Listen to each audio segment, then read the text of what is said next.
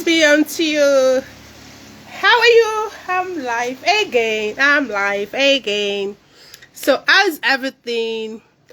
How are you doing? Today is Wednesday. That is the middle of the week.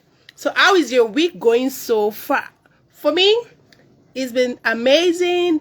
It's been cool and calm. I've been at my best this week.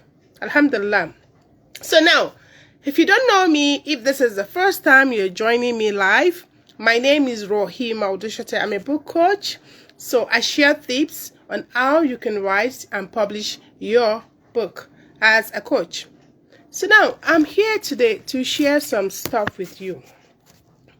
And the title of my life is, Do You Have These Thoughts? Now, I'm going to share some things with you. And majorly, they're going to be towards the Muslims, the Muslim women who want to write their fiction book. Thank you for joining me onwards. So, had an amazing and interesting conversation with a sister a few days ago. So, I'm going to call her Sister A. Sister A is a talented and amazing writer, an editor who writes and edits our clients' books, which are doing amazingly well in the publishing world.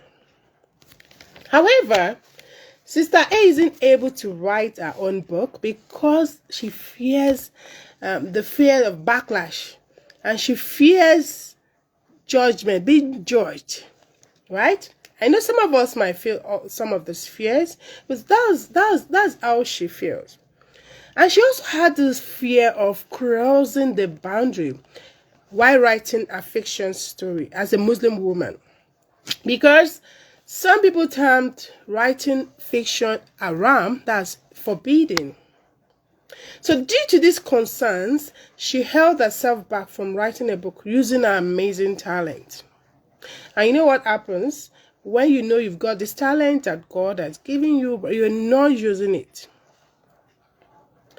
So now, looking at what we discussed, I've also gone through this same thought, and I had to research on it, on how true it is, and I also had to ask a learned person of the religion about it.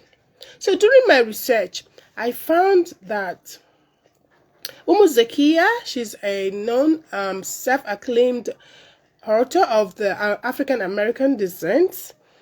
She talked about it in one of her articles that I read a long time ago. She mentioned that so far the word novel, Novel, is printed on the cover of the book, and the reader is aware that the book is a work of fiction, then it's okay. So, it is okay. Then from the learned person I mentioned earlier, the learned person also said that fiction can be used to pass on messages for educational purposes. So when I heard this, I was like, okay, it's allowed. And also, this is where your intention for writing your book comes in. And it's very important for you to know what your intention is when you start writing fiction, right? Is it for educational purpose? Is it going to impact people? And so on. And another thing that hit me again, I don't know, I know it's Allah that put it in my thoughts, right? If you know Surah Al-Kahf, it's one chapter of the Quran, chapter 18, and is one that we usually Muslims recite every Friday as a guidance from one Friday to another. So there are a lot of stories in that particular chapter 18.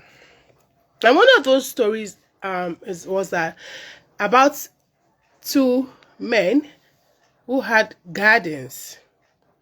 And when I read it, it says parables.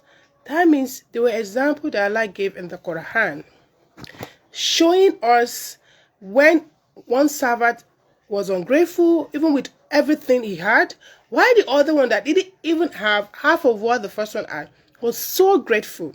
The first one was bragging, was doing that. It was by his might that his garden is so beautiful and he has a lot of abundance, children and wives.